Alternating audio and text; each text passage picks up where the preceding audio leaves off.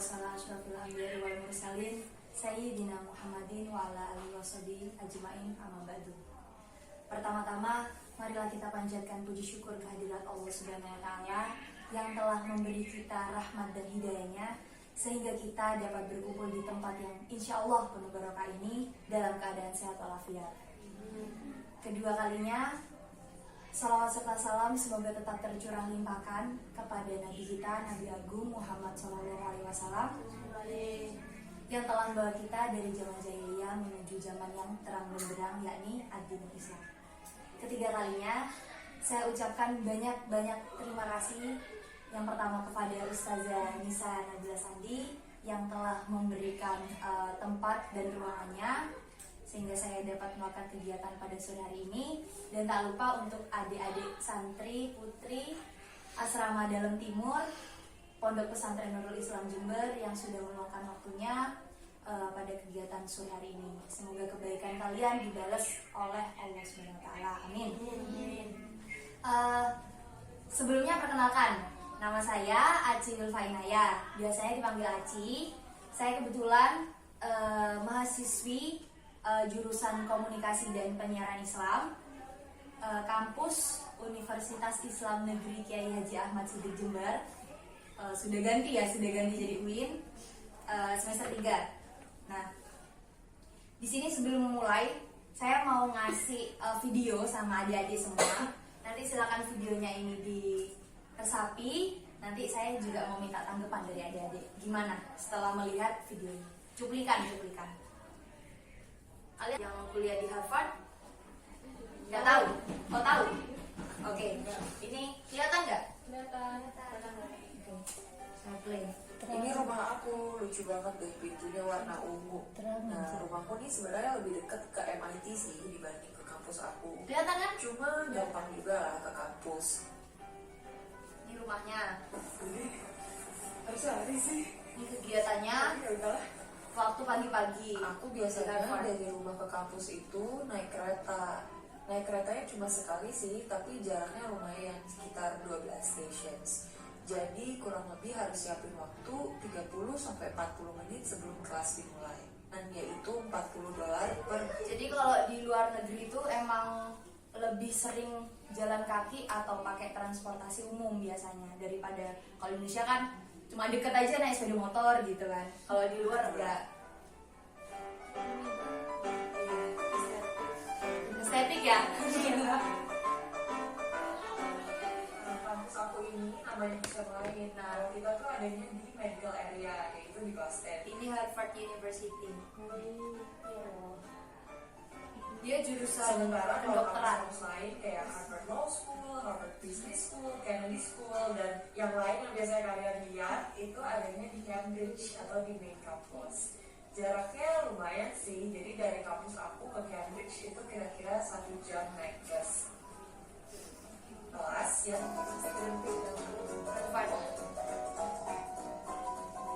biasanya aku pakai Blue Shuttle. Jadi itu shuttle gratis dari Harvard, atau aku juga bisa pakai bus biasa.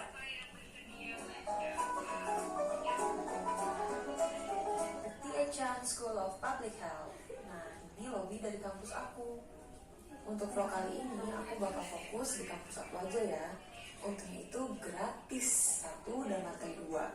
Kalau kelas besar biasanya kelas-kelas untuk mandatory courses atau kelas gabungan dengan anak-anak dari Harvard School yang lain atau dari MIT.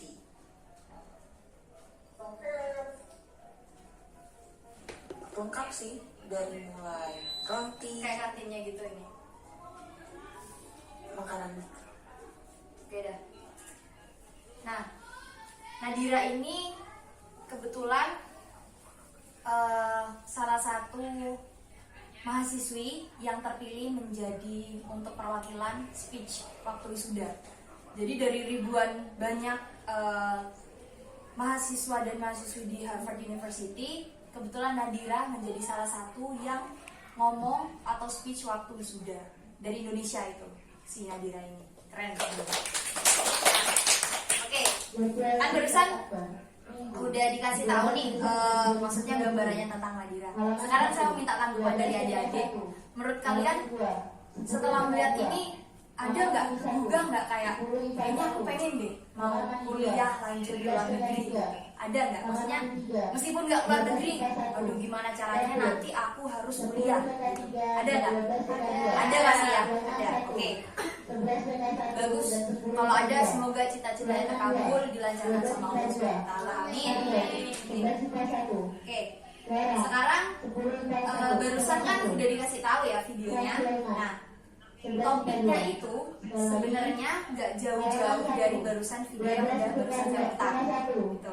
Barusan yang saya putar kan, nah dia seorang muslim pakai kerudung, dia muslim dan dia berpendidikan. Nah, kebetulan topik yang akan saya bahas ini berhubungan dengan pendidikan dan perempuan. Karena sekali sebagai perempuan, saya rasa ini penting sih buat kalian, maksudnya ya wawasan buat kalian juga. Sebelum masuk ke materi lebih mendalam, saya mau tanya di sini. Ada nggak di sini yang dari sekarang ini rata-rata kelas 1, 2, semua 2 sama 3? Oke. Ada nggak dari adik-adik semua di sini yang udah punya planning nih, maksudnya ada rencana? Kayaknya habis lulus nanti aku mau kuliah di kampus ini deh kayaknya gitu. Atau mungkin ada yang aku pengen kuliah tapi ekonomi keluargaku gak mumpuni, jadi aku mau buletin tekad, kayaknya aku mau kerja aja deh, mau bantu orang tua. Atau mungkin bahkan di sini ada yang udah statusnya dilamar, terus nanti habis kuliah, habis dari Nuris, ada yang mau dinikahkan gitu sama orang tuanya. Terus mungkin kalian tuh sebenarnya pengen lanjut ke studi yang pendidikan yang lebih tinggi, tapi dari lingkungan sekitar tuh kayak gak ngedukung dari orang tua. Mungkin ada yang masih berpikiran dari lingkungan sekitar itu, ngapain cewek kuliah tinggi-tinggi, ngapain sekolah tinggi-tinggi, toh nanti ujung-ujungnya di sumur, dapur, sama kasur. Ada gak dari teman-teman semua? Maksudnya yang dari 3 itu yang barusan saya sebutin, ada yang mau lanjut kuliah, ada yang mau kerja, ada yang mau nikah, ada gak? Ada pasti ya? Oke. Apapun pilihan kalian nanti, itu gak ada yang salah. Semuanya itu gak ada yang salah, karena kita sebagai sesama perempuan, baiknya untuk saling support, bukan saling menjatuhkan. Kayak semisal, ada si A, nanti setelah kuliah, setelah dari Nuris, itu nanti ternyata mau nikah. Jangan dijauhi, justru disupport gitu loh. Justru malah kalau dijauhi, dikucilkan, jadi kayak ngerasa dia itu malu. Padahal apa yang salah kalau nikah? Gitu. Kita sesama perempuan harus saling support gitu. Ya kan Ustazah ya? Gitu.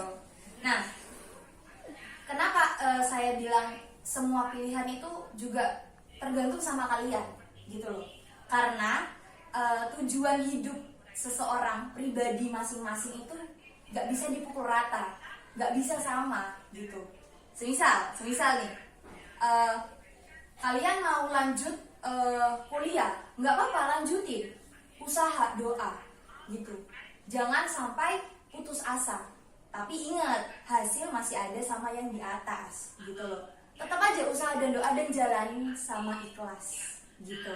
Tetap bahagia pokoknya. Jadi semisal nih, apalagi yang kelas 3 nih ya, biasanya lagi sudah ini ya, udah ribet-ribetnya ngurusin kuliah, biasanya bingung. Aku pengen ini ambis banget, maksudnya ambisinya tuh gede banget gitu loh. Mau semisal si A ini pengen banget kuliah di kampus Jogja semisal, apapun di UGM lah misal. Tapi ternyata takdirnya bilang kalau semisal dia itu lebih baik dan lebih bermanfaat di Jember. Kita nggak pernah tahu takdir yang udah diciptain, maksudnya takdir yang udah di skenarioin sama yang di atas, kita nggak pernah tahu. Kayak semisal saya sendiri pribadi, saya dulu pengen banget ke Jogja, tapi ternyata setelah seiring berjalannya waktu, wah iya ya, kayaknya emang aku lebih bermanfaat ada di Jember gitu. Mungkin ini yang bikin aku nggak lolos mungkin di Jogja kayak gitu. Itu yang membuat yang kuliah ya. Selanjutnya buat yang kerja, maksudnya yang buletin tekad, aku mau bantu orang tua aja, aku nggak mau nyusahin orang tua. Nggak apa-apa, saya dukung. Tapi ingat, mendukung orang tua itu nggak selamanya tentang materi, nggak selamanya tentang hal-hal yang bau uang gitu loh. kita bisa bantu orang tua dengan satu, kita berprestasi, kita bahagiain orang tua kayak gitu. Jadi nggak semua yang tentang ngebahagiain orang tua itu melulu tentang soal uang kayak gitu. Jadi semisal kalian kayaknya aku nggak bisa deh kuliah, padahal kalian pengen ya, tapi ekonomi tidak mendukung. Kalau kalian udah niat, apalagi di zaman kayak sekarang, itu banyak banget yang namanya beasiswa ya, dia. Itu mbak itu juga yang kameramen juga termasuk salah satu yang beasiswa berprestasi mbaknya tuh. Jadi kalau emang ada niatan, nggak apa-apa, emang kalian tuh kerja dulu nggak apa-apa. Semisal kalian mau cari pengalaman atau mungkin kalian buat nambah-nambah buat di tahun depan. Jadi istilahnya tuh gap year, maksudnya ngundah kuliah 1 tahun, baru tahun depannya baru bisa ikut kuliah, nggak apa-apa. Tapi ingat, biasanya kalau udah kerja dan dapat uang, itu kadang orang itu lupa sama tujuan awalnya. Padahal tujuan awalnya semisal dia tuh, aku mau nyari uang biar aku nanti bisa kuliah tahun depan. Tapi karena dia udah kesenangan sama uang, biasanya lupa sama tujuan awalnya. Pokoknya ingat sama tujuan awalnya gitu. Oke, itu kan tadi yang kerja ya. Kita lanjut untuk yang mau nikah. Maksudnya setelah dari Nuris, kayaknya aku mau nikah aja deh. Maksudnya kayak sama orang tua itu didukung banget. Kamu kayaknya nikah aja dah, kayak gitu. Nah, tapi di sisi lain, kalian tuh pengen masih mau pendidikan gitu loh. Kalau masalah pendidikan, apalagi nuntut ilmu, itu nggak kenal yang namanya hubungan, status hubungan kalian gitu loh. Kayak misal kalian jomblo maupun kalian udah menikah, yang namanya cari ilmu itu gak ada batasan status hubungan kayak gitu. Jadi gak apa-apa kalian kalau emang mau nikah, justru kalian semisal udah nikah ya, jadi ibu, jadi istri, jadi ibu, terus kuliah, itu hebat banget. Malah kalau emang mungkin pandangan orang-orang yang masih kolot ya, maksudnya kolot ini masih nganggep pernikahan itu bukan hal yang tabu ya, itu mungkin ngapain kok udah jadi ibu, udah jadi istri, ngapain masih kuliah gitu loh. Padahal ilmu itu gak kenal batasan kayak gitu. Nah, jadi kalau kalian semisal nanti emang mau nikah, semisal mungkin ada teman-teman dari kalian, harus didukung. Jangan malah kayak, iya kamu nikah sama siapa nanti? Pasti kepo kan? Pasti. Soalnya saya juga ada di posisi kalian gitu loh.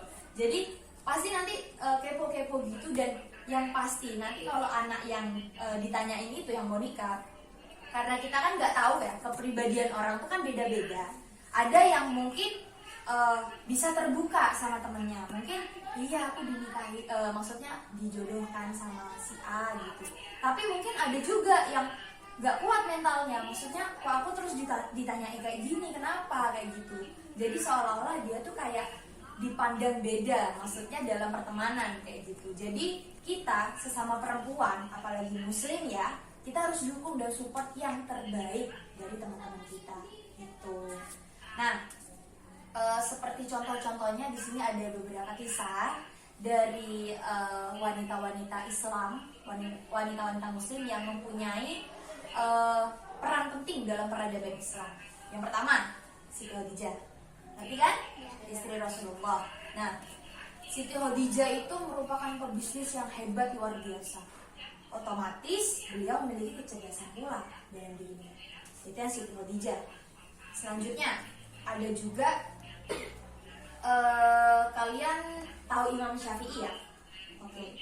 Kalau Imam Syafi'i kan ngerti ya? Nah, di sini ada namanya Sayyidah Nafisah binti Hasan bin Zaid bin Harun bin Ali bin Abi Thalib.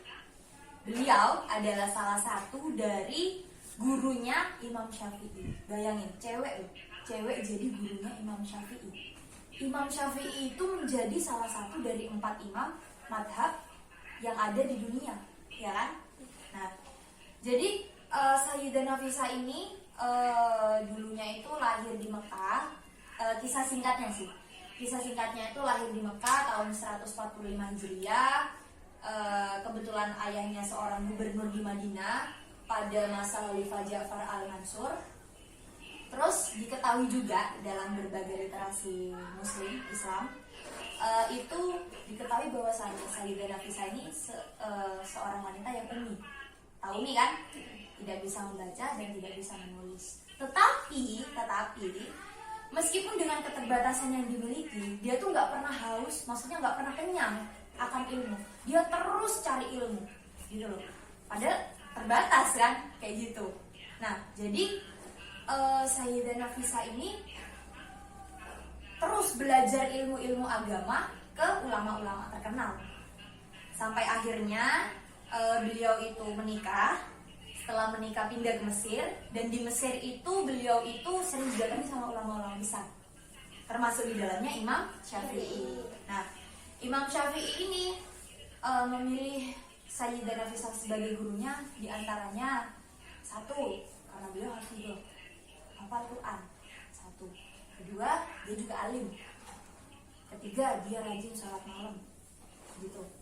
Yang keempat, beliau menghatamkan Al-Quran sebanyak 1900 kali. Kalau kita mungkin apalagi yang di luar ya, kalau udah di luar biasanya hatamannya paling cuma pas puasa doang, pas Ramadan doang kan. Ini enggak, Sayyidah Nafisah beda gitu. Dan beliau juga langkahnya itu sangat haus akan ilmu. Jadi selama di Mesir itu Sayyidah Nafisah itu sering didatangi sama ulama, termasuk Imam Syafi'i kan tadi. Nah, dari situ muncul kedekatan antara seorang guru dengan seorang muridnya, gitu. Karena sering berdiskusi terkait hadis, terus seputar fikih dan persoalan-persoalan ibadah lainnya, sehingga antara keduanya itu kayak ada ikatan antara guru dan murid yang sangat dekat. Sampai-sampai seorang Imam Syafi'i itu punya wasiat. Kalau nanti beliau udah wafat, beliau tuh pengen Sayyidah Nafisah itu juga ikut menyolati. Masya Allah ya, Masya Allah. Subhanallah. Terakhir kisahnya itu ada Siti Aisyah. Al-Humairah, ya, bukan Al-Humairah pakai merah putih, bukan, ini asli nih kalau ini. Nah, jadi Siti Aisyah ini kan merupakan istri dari baginda Rasul ya, yang cerdas gitu. Beliau itu selalu berpikir kritis dan analisis dalam keadaan apapun kayak gitu. Jadi nggak bisa gitu nerima mentah-mentah kayak gitu. Kayak misal, oh iya deh, iya ngikut manut nggak ada. Jadi Sayyidah Aisyah ini selalu berpikir kritis dan analisis dalam setiap peristiwa. Seperti contohnya yang pertama, pada suatu hari Abu Hurairah, sahabat Nabi, itu menanyakan kepada Aisyah perihal hadis. Saya bacakan ya, takut salah juga, takut kalau hadis. Yang menyebutkan, sholat seseorang bisa batal karena tidak adanya pembatas yang menghalangi orang dari yang melintas. Udah pernah dengar gak hadis ini? Pernah ya? Oke. Nah, yang melintas itu maksudnya di depan orang yang sholat itu, disebabkan melintasnya perempuan, himar, dan anjing hitam. Nah, tetapi ketika mendengar itu, Sayyidah Aisyah ini menyampaikan pendapatnya berdasar pengalamannya selama satu rumah dengan baginda. Nah, ia berkata, demi Allah, aku melihat Rasulullah SAW sedang sholat, sementara aku tidur terlentang di tikar. Kakiku berada di antara beliau dan kiblat. Sudah pernah dengar? Pernah? Iya. Timbul niat dariku untuk tidak duduk sehingga bisa mengganggu salat Nabi. Maka aku membiarkan kakiku terjulur di hadapan Nabi. Saking hati-hatinya, Sayyidah Aisyah, dia sampai gak gerak gitu. Tapi ternyata Nabi itu tetap melanjutkan sholatnya kayak gitu. Nah, dari sini sebenarnya Sayyidah Aisyah tuh hendak menegaskan pandangannya kepada sahabat untuk seseorang itu hendaknya mengkaji terlebih dahulu, jangan terima mentah-mentah kayak gitu. Tadi kan di awal kan bilangnya kan batal gitu kan, tetapi setelah ditelaah, ketika langsung nanya sama pakarnya, maksudnya pakarnya pakar ya, Sayyidah Aisyah kan ya, yang serumah sama Nabi Muhammad,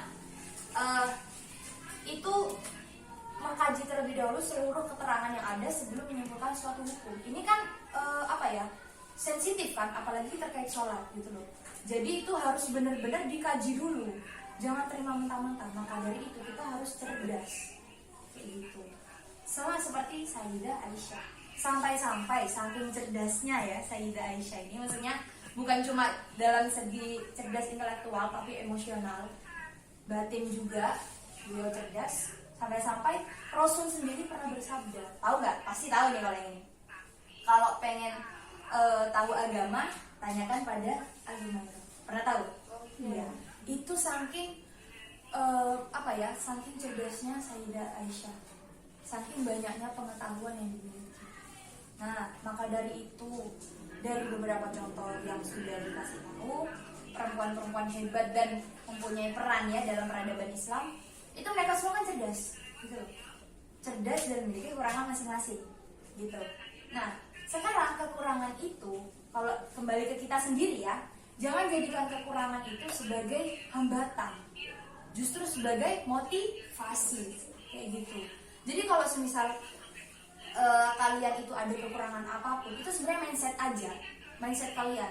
Semisal kayaknya aku gak bisa, belum dicoba, kan gak tahu, kayak gitu. Jadi dari semua ini jelas, perempuan, muslimah, ilmu dan pendidikan ini saling keterkaitan. Terus dari sini kalau saya tanya, penting nggak pendidikan bagi perempuan? Penting. Oke, penting. Di sini saya juga setuju, penting banget pendidikan bagi perempuan, sangat-sangat penting, gitu loh. Ilmu itu wajib emang dicari. Gitu. Jadi pendidikan dan perempuan itu suatu keterkaitan yang berkesinambungan, kayak gitu. Kenapa? Yang pertama, alasannya pendidikan atau menuntut ilmu itu wajib hukumnya untuk siapapun. Itu Rasul sendiri yang dahulu, ya kan? Tahu kan? Dari kita masih dalam buayan sampai di liang lahat. Jadi nggak ada batasan gitu loh. Jadi kalau kalian emang mau nuntut ilmu, ya emang dari kecil pun kalian tuh udah nuntut ilmu sampai nanti kalian udah wafat, itu terus digali ilmunya, dikembangkan ilmunya, gitu. Jangan stuck aja kalau misal udah nikah ya udah ngapain mau nyari ilmu buat apa, gitu. Kata siapa kalau misal nikah gitu ya, kan masih banyak ya pemikiran yang kolot yang bilang kalau cewek itu nanti ujungnya sumur dapur kasur. Memang benar, itu kodratnya memang. Tapi sebenarnya itu semua tuh dibangun dari konstruksi sosial masyarakat. Maksudnya pandangan masyarakat yang ada di lingkungan kalian, gitu loh. Semisal kalau emang kalian tetap membiarkan seperti itu, kita sebagai perempuan-perempuan yang sudah merdeka ya, maksudnya di zaman sekarang, ini tentu kita harus ngedobrak itu. Kita jangan takut, maksudnya jangan takut dalam hal kebaikan. Nyari ilmu itu kan baik, nggak salah kan? Iya. Nikah pun emang baik, cuma mungkin masih ada pandangan orang-orang yang masih mikir gak usah sekolah tinggi-tinggi, ngapain. Tapi kalau ada kesempatan, masa nggak mau diambil? Kan rugi juga kalau nggak diambil. Itu. Jadi kalau misal ada yang ngomong sumur dapur kasur pun itu butuh ilmu, ya kan? Ya. Kalian menjadi ibu rumah tangga yang baik, itu ada ilmunya. Di fikih juga dijelasin. Itu ilmu kan di fikih. Terus di kasur pun untuk melayani suami, itu butuh ilmu. Butuh ilmu kan? Ya. Untuk melayani suami ada juga di kitab banyak. Di urusan sumur pun, maksudnya sumur ini kan kegiatan di rumah tangga, maksudnya kayak ngurus anak semacam itu kita perlu ilmunya, gitu. Nggak semena-mena kita ngurus rumah tangga ya sebisanya kita gitu, nggak bisa. Itu semua ada ilmunya kayak gitu. Itu yang pertama ya, ilmu wajib untuk siapapun, nggak kenal gendernya, nggak kenal usianya, nggak kenal status hubungannya. Itu yang pertama. Yang kedua, karena ilmu ini menjadi bagian kita untuk beramal. Karena yang abadi cuma ilmu, ya kan? Ilmu dan amalnya kita, ya kan? Nah, karena dengan ilmu ini kita bisa beramal, belajar. Kita sebagai penggerak ya, maksudnya kita sebagai anak-anak yang katanya milenial, itu harus berani, harus mulai bisa ngasih pandangan kepada orang-orang yang mungkin sudah kolot ya pemikirannya, kalau yang namanya pendidikan tuh nggak cuma khusus buat laki-laki gitu loh, cewek pun butuh gitu. Pendidikan itu mutlak haknya siapapun, nggak kenal gendernya apa, kayak gitu. Dan kedua, yang terakhir,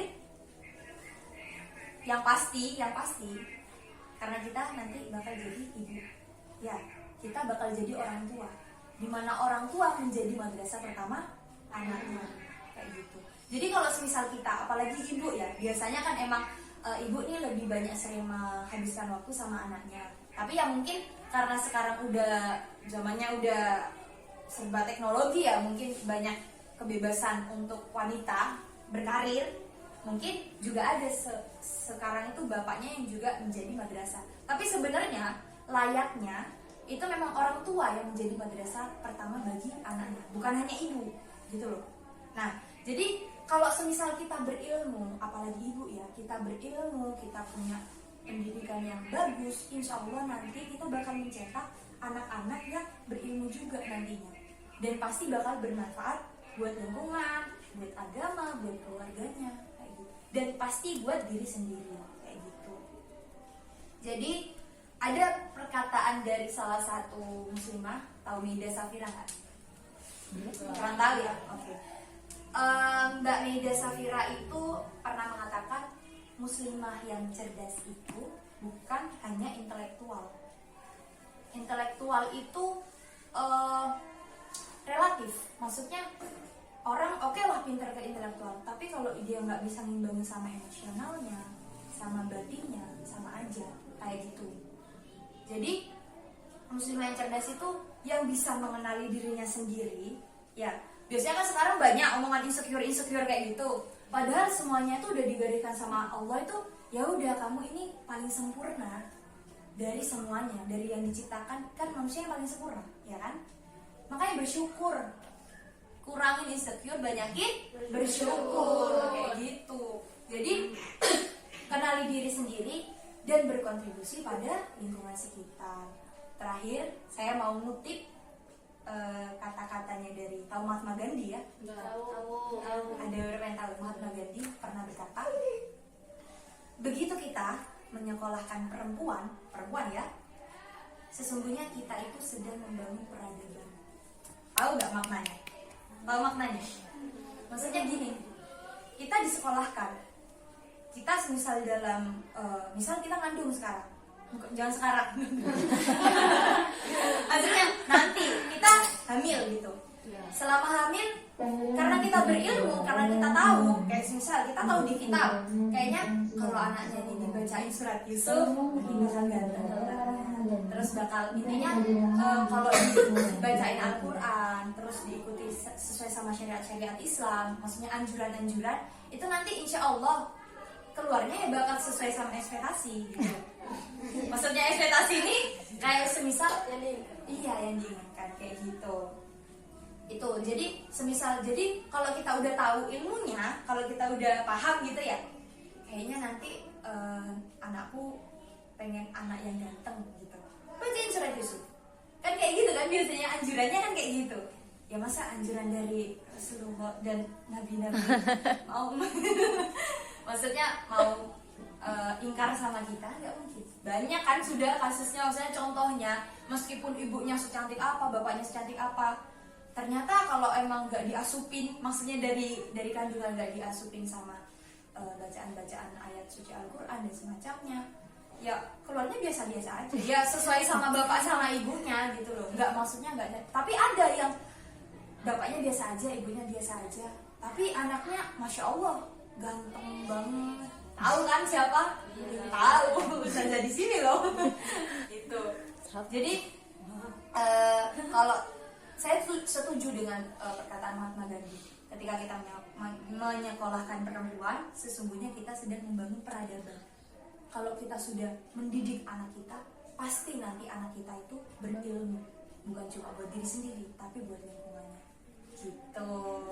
Jadi semoga semuanya ini, apapun cita-citanya, apapun keinginannya, terwujud dan dimudahkan oleh Allah Subhanahu wa taala.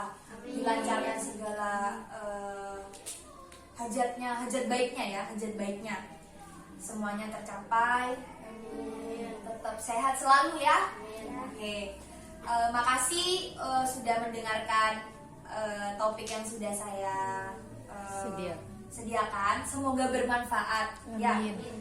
kalau kalian emang mau sharing sama temennya nggak masalah. Atau mungkin masih kurang gitu, bisa minta nomor WA saya ke Suster Sandi gitu. Mungkin siapa tahu. Mungkin sekian dari saya. Terima kasih sebanyak-banyaknya sudah mendengarkan kajian dari saya. Semoga kebaikan kalian semua dibalas sama Allah. Amin. Amin. Sekian, terima kasih. Wassalamualaikum warahmatullahi wabarakatuh. Waalaikumsalam.